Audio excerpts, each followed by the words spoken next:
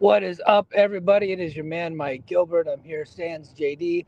I got the overtime logo on this thing, but I don't know if I'm going to call this overtime going forward because this is Mike Gilbert doing a podcast in a car, and maybe I'll do a whole different thing. And it's been a while since I've done a podcast in a car, but it's one of my favorite things to do is like while I'm out running errands and shit like that, just to pull my phone out and discuss some of the news topics of the day. And so that's what I'm here doing. I got a few topics that I wanted to run by you guys. And I was going to get to the Raw recap. I was going to do that last night. And not really a Raw recap, just like a generalized overview of my experience watching Raw and then my couple of takeaways from it. Raw is like way too long, and there's a bunch of different things that happen, and most of it's not important. So I don't want to do play-by-play, blow-by-blow recaps, but I just want to talk about a couple of the significant things that happened on Raw. So I wanted to do a little bit of a Raw recap last night, and I want to talk about the AEW numbers. I also listened to Jim Cornette's podcast when he was talking about TNA, so I wanted to talk about that. I didn't want to save that for my brace for Impact. I was like, I'll just get this out of the way now and talk about that. It was pretty interesting what he was saying on that show. But I tried, but man, we didn't get home till really late last night. We went up. My wife's a photographer, and the whole family is her fucking guinea pigs. like she will have these ideas and want to do them, and we have to execute. We gotta make mom happy, right? Everybody, and for husbands out there, you gotta make your wife happy. So it was my son's 6-month birthday. I don't know how the hell these kids get 6-month birthdays. We didn't have a whole party, but we wanted to do a 6-month photo shoot. So we went all the way up the coast in god awful traffic, so we could get there right at sundown to do some pictures. And that took a while. And then it took us a while to get back, and then we had trouble putting the kids down because we got home late. So needless to say, I couldn't even get the computer out of the room to bring it to the dining room for me to be able to do my podcast. And then by like 9 o'clock, I'm already dozing off anyway. So wasn't able to get to it last night. So that's why I'm doing a podcast in a car. First up, we'll go ahead and talk a little bit about Raw. So on Sunday night, I laid down the gauntlet. I laid down the challenge to WWE to upgrade and optimize, or whatever you want to call it. Upgrade would probably be the best term to use. Upgrade the Cena and Cody Rhodes heel turn. I thought it was one of the greatest heel turns I'd ever seen in my life. I put it right behind Hogan with the NWO. But I said the follow-up could ruin it. If they don't do a good follow-up, it could ruin it. Cena takes off for a little while, and then he comes back. Then on his first night in, he does because of the fans stuff. I thought it was a pretty good promo, but I was like, I didn't think it was where it needed to be in order for it to continue on where they had it. But I was like, you know what? Okay, look, this is the initial explanation. I'm gonna give it a chance. And then Cody interrupted him, and it was all about the fans. I was like, okay, this is typical paint by numbers horseshit, but I'm gonna give it a chance. Maybe they're gonna, figure it out eventually. And so I gave it a chance, and then he comes out the following week and does the same goddamn thing. And I'm like, have they forgotten? Like, Triple H is not a stupid person, okay? You can say what you want about his booking, but he is not a dumb guy. And he knows how to get people over, and I fully believe he knows how to book for heat. He's been around for a long time and has actually worked with some great heels. He himself was a great heel, right?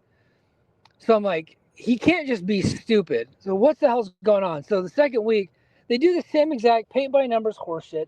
Literally nobody wants that in this feud. They want hate and they want heat.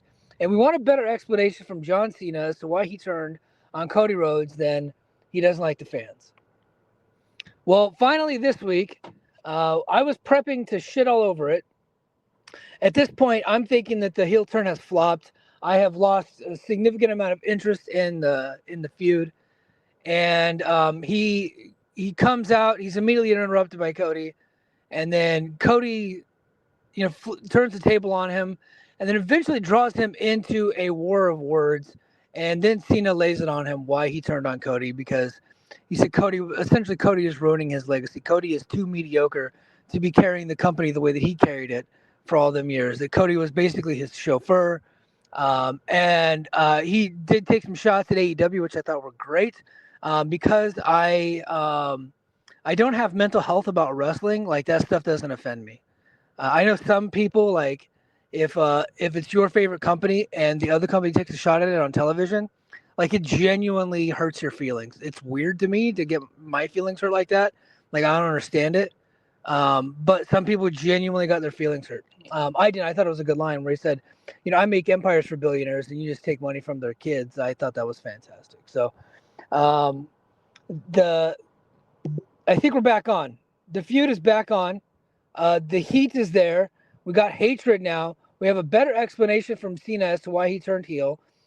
Cody also brought in The Rock to the conversation, which up until this point they had not done. Say, hey, look, I didn't sell it to The Rock. He called John Cena a piece of shit. And so I thought that the return promo for John Cena, I think we finally got it. And I don't know what took so long. Maybe they're trying to peak at the right time. We're just a couple of weeks out from WrestleMania. I think like 2 or 3 away from WrestleMania. So maybe they didn't want to like do it too early. But I'm like, when you got the heat, you have to stick with it. Like, you can't just like forget that there's anger and hatred and stuff like that there, and then try to bring it back. Like, it has to stay there the whole time. If you're not going to have that heat and that anger, then you just don't have them on the show. They don't have to be on every episode. I know that, you got sponsors to please and things like that, but if you're going to do boring stuff at first, like, I just wouldn't even, if that is what you have to do, I just wouldn't do it at all. I would like always keep it awesome. Right. And so Cena and Cody was awesome. I was able to watch the whole thing. The London crowd was pretty crazy. The only thing I don't like about the Cena heel turn is that he's still selling all his merch. It's like, I don't know why that bothers me. Like, I get it. It's a business. You got to sell the merch. But all his merch is babyface merch. So he's selling merch as if he's still a babyface. And so that does bug me a little bit. But other than that, I think we're back on the right track. We'll see how they execute going from here. I fully believe that John Cena's winning that title. I think it would be a mistake if he doesn't win it. I think he should keep it, and he should keep it the whole year, and then drop it back to Cody at like Survivor Series or at Madison Square Garden in December. They always run a big December show. Maybe that should be John Cena's last show, and then he should drop the title to Cody there. I think that would be cool. Fucking call it Starrcade. That would be awesome. But yeah, anyway, so the Cody Cena thing, I think we're back. Not all the way back, but I think we're in a much better place than we were a week ago. Okay, next up, I have been sick of the Gunther and Yeet Man feud, Gunther and Jey Uso. I had been bored to tears by it because they had been bringing in A-Town Down, and they brought in Akira Tozawa and Otis. And these little fucking munchkin jobbers. Oh, Otis is huge. But you know what I mean? Like, these nothing characters that have no business being in the ring with these two, like, stars, other than just to get their ass to be, which is what they did. But like, they're actively involved in this feud, and I'm just like, I don't like it. It's boring. And it was this again. They had been running out of ideas. It was the same paint by numbers thing for like a month, where Gunther would come out, he would wrestle somebody, he'd beat their ass, jump him after the bell, Yeet Man would make the save. Yeet Man would wrestle somebody, Gunther would interfere, and then beat him down. And wash, rinse, and repeat. And so that's what they did. Last week, Yeet Man and his brother, the other Uso, I think Drunky Uso, get in the ring. I think they were A-Town Down, and they revived, the tag team, which then led to a confrontation between Jimmy Uso and Gunther. Gunther said that I'm, basically challenged Gunther to a match this week, and so they finally did the match. And as expected, Gunther beat the shit out of him, which is what you're supposed to do. Gunther's the star. He's the one that's got to look unstoppable going into WrestleMania. And then naturally, as they have been doing every week for a month, Jey Uso ran in to make the save, chases Gunther off. Gunther then runs through the crowd, does kind of a big circle, waits until Jey is no longer paying attention, and then just attacks him and beats the shit out of him, zip ties him to the ropes, and then gets Jimmy Uso and bloodies this poor bastard. Like, he kicked this guy's ass, beat the hell out of him. I thought it was great. It was great television. I know WWE doesn't like to do blood. And they do it sparingly, and when they do it, it fucking works. It works better than when AEW does it because AEW would get it a lot. And I'm not criticizing AEW because I like blood in wrestling. I think it's very effective. I think it looks stupid when you punch a guy 10 times in the head and he doesn't bleed. So when you do get that bloody aspect of the wrestling show, I think it works. And here I thought they did it to perfection. This was beautiful. I think the announcers are selling the story very well. Pat McAfee and Michael Cole doing a great job. I know people don't like Pat. I like Pat. I like what he brings to the table. He's not your paint by numbers, like play by play guy. And I thought Wade Barrett was good for his role this week. But they're selling the story that Jey Uso has no chance against Gunther. And they're going to keep beating you over the head with it, beating you over the head with it, beating you over the head with it. And we're going to get to WrestleMania, and Gunther's going to beat him down and beat him down and beat him down and beat him down and beat him down. And we're going to think he doesn't have a chance. And then when we finally believe that he has no chance and the match is about to be over, Jay's going to do something amazing. The tide's going to turn, and he's going to go ahead and beat Gunther. That's the story they're telling. It's as old school stories gets. It works every fucking time, and I think they're doing a great job of it. It did get boring there for a while because it was just super formulaic. So those are the two things that I really liked about Raw this week. The rest of it was just meh. I could take it or leave it, but I just thought that they did a good job on those two things specifically.